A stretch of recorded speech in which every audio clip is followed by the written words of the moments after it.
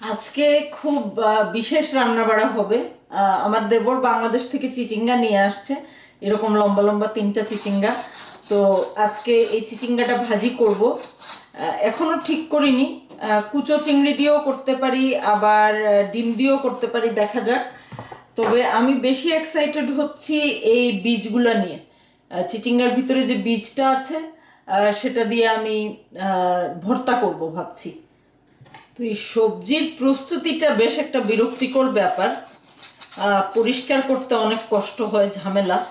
এই ঝামেলার কাজটাই আগে সেরে নিচ্ছি। চিচিঙ্গা ছিলার কঠিন কাজটা শেষ, ছিলে সুন্দর করে ফালি করে নিয়েছি। এখন এই একটা ধারালো ছুরি দিয়ে ঘ্যাচ ঘ্যাচ করে কেটে ফেলবো। খুব পাতলা করে কাটতে হবে, ছুরি দিয়ে কাটেন আর দা দিয়ে, আই মিন বটি দিয়ে। খেয়াল রাখবেন যে যেন খুব পাতলা হয়। এই কুচো চিংড়ি দিয়ে ভাজি করব ঠিক করেছি। হ্যাঁ, সব সময় এখানে কুচো চিংড়ি পাওয়া যায় না, আমি ম্যানচেস্টারে থাকি। আজকে কুচো চিংড়ি পাওয়া গেছে, এবং চিচিঙ্গাও সবসময় ফ্রেশ পাই না, দুটোই যখন পাওয়া গেল আজকে কুচো চিংড়ি দিয়েই করব। তো যখন এই কুচো চিংড়ি দিয়ে চচ্চড়িটা হয় সেটাকে পাতলা করে কাটাই ভালো। দেখুন কেমন পাতলা হয়েছে। চিংড়ি বাছার কঠিন কাজটা করছি এখন। কুচো চিংড়ি বাছা বেশ কঠিন কাজ, ছোট ছোট অনেক। তো তবে এই চিংড়িটা আমার এত পছন্দ, তার ফ্লেভারটা কিন্তু অসাধারণ, লবস্টারের চেয়েও ভালো লাগে। আমার বাচ্চাদেরও এই চিংড়িটা বেশি পছন্দ। আর এই যে চিংড়ির মাথাগুলো, এগুলো কিন্তু বেশ মাংস, মাথাগুলো ফেলবো না। লেজ তো আর ফেলবোই না, লেজগুলো খুব ক্রিস্পি লাগে চচ্চড়ির মধ্যে। তো হ্যাঁ, ভাবছি যে অল্প মাথা তো, এটাকে আলাদা ভর্তা না করে চিচিঙ্গার বিচির সাথে মিলিয়ে আজকে ভর্তা করবো। এটা আগে কখনো করিনি, নতুন একটা জিনিস ট্রাই করব আজকে। চিচিঙ্গা ভাজি করব, তেল দিচ্ছি। আসলে চিচিঙ্গা ভাজির মধ্যে দেখার বা দেখানোর তেমন কিছু নেই।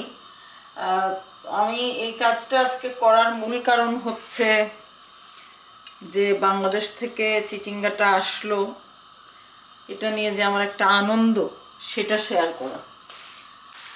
তো চিচিঙ্গা ভাজির পেঁয়াজ হতে হতে এদিকে আমি চিচিঙ্গার বিচির ভর্তাটা শুরু করছি।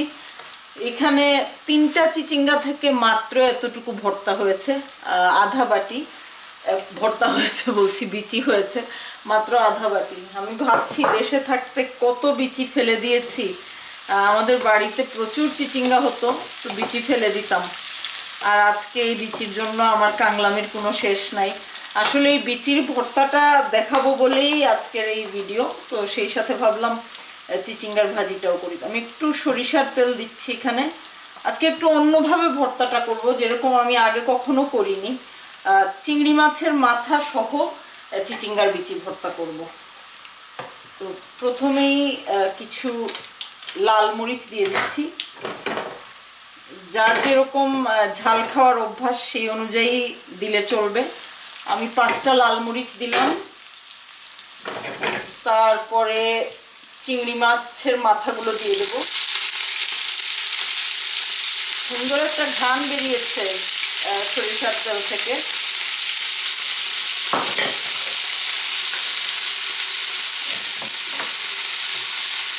ও, সরিষার তেল আর চিংড়ি মাছের ঘ্রাণ মিলে মাথা পাগল অবস্থা একদম, সেই সাথে মরিচের ঘ্রাণ। ভিডিওতে তো ঘ্রাণটা পাওয়া যাচ্ছে না, আপনারা পাবেন যদি বানান আর কি। চিংড়ির মাথা লাল হতে শুরু করেছে। চিংড়ি মাছ বিশেষ করে মাথাগুলো খুবই দ্রুত রান্না হয়ে যায়। এর মধ্যে আমি কিছু পেঁয়াজ দিয়ে দিচ্ছি, কিছু রসুন, কাটা রসুন।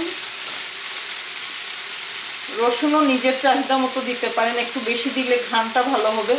মরিচ দিচ্ছি, কাঁচা মরিচ এখানে 4টা দিলাম। এই মরিচটা বেশ ঝাল, কিন্তু ভর্তা ঝাল না হলে কি ভালো লাগে? যারা ঝাল খেতে পারে না তারা ভর্তা না খাওয়াই মনে হয় ভালো। কথাটা একটু কঠোর হয়ে গেল, আমি বেশি ঝাল পছন্দ করি, সেজন্য বললাম। চিচিঙ্গার বিচিটা দিয়ে দিচ্ছি এখন। আসলে চিচিঙ্গার বিচি ভর্তা বলাটা ভুল হবে, এখানে মানে চিচিঙ্গার বিচি যতটুকু পেঁয়াজ রসুন চিংড়ির মাথা মিলায় তার চেয়ে অনেক বেশি।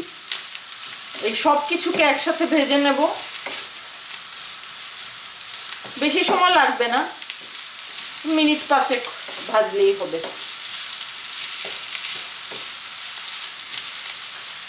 ওটা হতে হতে এদিকে আমার পেঁয়াজটা সুন্দর মতো সোনালি রং ধারণ করেছে। আমি পেঁয়াজ ভাজার পরে সব সময় গুঁড়া মশলা দেওয়ার আগে একটু পানি দিয়ে দিই, তাহলে ওই গুঁড়া মশলাটা তেলের মধ্যে পুড়ে যায় না। আর পেঁয়াজটাকে আমি সব সময় এরকম সোনালি করে ভাজি, তাহলে রান্নার রংটাও সুন্দর হয়, ঘ্রাণটা স্বাদটা সবই ভালো হয়।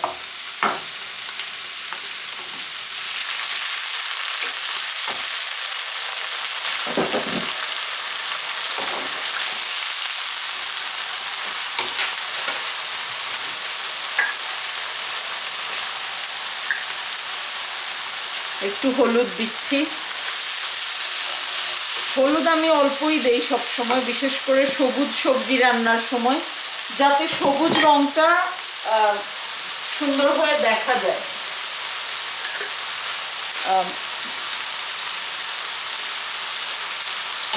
মরিচের গুঁড়ো অল্প দিচ্ছি, কারণ কাঁচা মরিচ দেবো।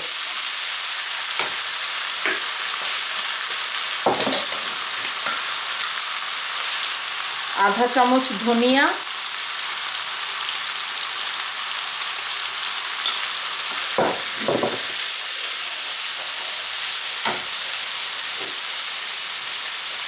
চিংড়ি রান্না করলে আমি অল্প একটু কারি পাউডার দিই, যদি কারি পাউডার দিতে না চান ধনিয়ার পরিমাণ বাড়িয়ে দেবেন।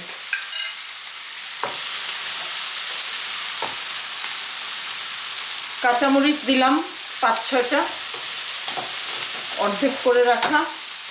এইখানে আমার প্রিয় কষ্ট করে বাছা কুচো চিংড়ি, এখানে আছে প্রায় 1 বাটি, পুরোটা দেব না, কারণ চিচিঙ্গার পরিমাণ খুবই কম, এতটুকুই দিচ্ছি।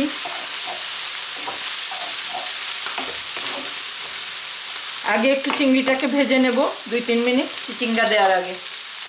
দেখুন তো, একটা গুরুত্বপূর্ণ জিনিসই ভুলে গেলাম, লবণ দেইনি। লবণ যার যার পছন্দের ব্যাপার, পরিমাণ বলছি না। আচ্ছা, এখানে আমার চিংড়ি ভাজা হয়ে গেছে, এখন এর মধ্যে চিচিঙ্গাটা দিয়ে দিচ্ছি। ও আরেকটা কথা বলছিলাম, যে এত সাধারণ একটা রান্না যে সবাই রাঁধে, সেটা দেখানোর বা দেখার কিছু নেই, কিন্তু আমি দেখাচ্ছি আমার আনন্দটা আপনাদের সাথে শেয়ার করার জন্য। দেশ থেকে দেশীয় একটা সবজি এসেছে, বিশাল আনন্দের ব্যাপার। বিলেতের মাটিতে বসে দেশের চিচিঙ্গা রান্না করে খাচ্ছি, একদম ফ্রেশ, দেখতে পাচ্ছেন, একদম টাটকা সবুজ।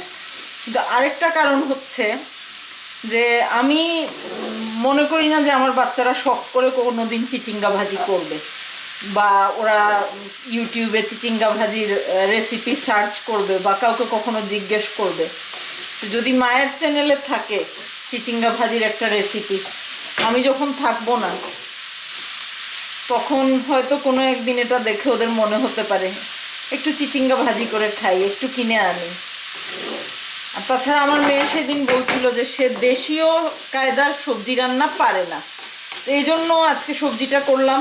এরপরে ওকে বলবো আমি যে যে কোনো সবজি চিংড়ি দিয়ে এভাবে রান্না করা যেতে পারে, রেসিপি একটাই, আসলে চিংড়ি দিয়ে সবজি রান্নার রেসিপি একটাই, মশলা হয়তো একটু কম বেশ হবে, তো এটা ঢেকে দিতে হবে। এদিকে আমার ভর্তার জিনিসটাও প্রায় রেডি, তার মধ্যে আমি কিছু ধনেপাতা দিয়ে দিলাম। ধনেপাতা দেওয়ার পরে আর রান্না করব না, একটু নাড়াচাড়া করে নামিয়ে নেব। এটাকে আমি মেশিনে বাটবো, তার আগে দেখুন দেখতে কেমন হয়েছে সব কিছু মিলিয়ে। চিচিঙ্গার বিচি দেখাই যাচ্ছে না, রং বদলে মিলে গেছে চিংড়ির মাথার ভেতরে। এটাকে একটু ঠান্ডা করে নিয়ে তারপরে ব্লেন্ড করে নেব। এখানে মাখাটা নিয়ে নিয়েছি। এই ব্লেন্ডারটা বাংলাদেশ থেকে আনা, কিন্তু খুবই পাওয়ারফুল।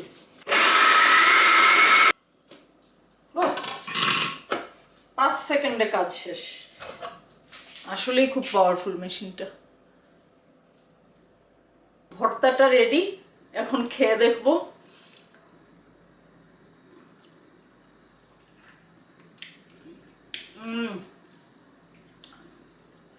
চিংড়িটা, ঝালটা এবং ইয়েটাও পাওয়া যাচ্ছে, যে চিচিঙ্গার বিচির যে একটা ফ্লেভার সেটাও পাওয়া যাচ্ছে। আমি জানি আপনারা চিচিঙ্গার ভর্তা অনেকেই খান, কিন্তু চিংড়ি মিশিয়ে করে দেখবেন, অসাধারণ স্বাদ। আমি ডায়েটে গিয়েছিলাম, ভেবেছিলাম ভাত খাবো না কয়েকদিন, আজকে আমার ভাত খেতে হবে না, খেতেই হবে। তো অবশ্যই ভর্তাটা করে খাবেন, নিশ্চয়ই ভালো লাগবে। দেখা যাক কি অবস্থা চিচিঙ্গার। হ্যাঁ, এখনো একটু ঝোল ঝোল আছে দেখা যাচ্ছে। এই যে, যদি ঝোল পছন্দ করেন তাহলে এখনই নামিয়ে নেবেন, আর শুকনা শুকনা পছন্দ করলে আরও 5 মিনিট কম আগুনে। তো আমি একটু ঝোল রাখবো, এর মধ্যে একটু ধনেপাতা দিয়ে দিচ্ছি। ব্যাস, শেষ হয়ে গেল রান্না। দেখতে পাচ্ছেন কি দারুণ চেহারা হয়েছে দেখতে। অবশ্যই এটা রান্না করে খাবেন এবং জানাবেন কেমন লাগলো। আর আশা করছি খুব শিগগিরই আবার দেখা হবে নতুন কোনো রেসিপির সাথে। ভালো থাকবেন সবাই।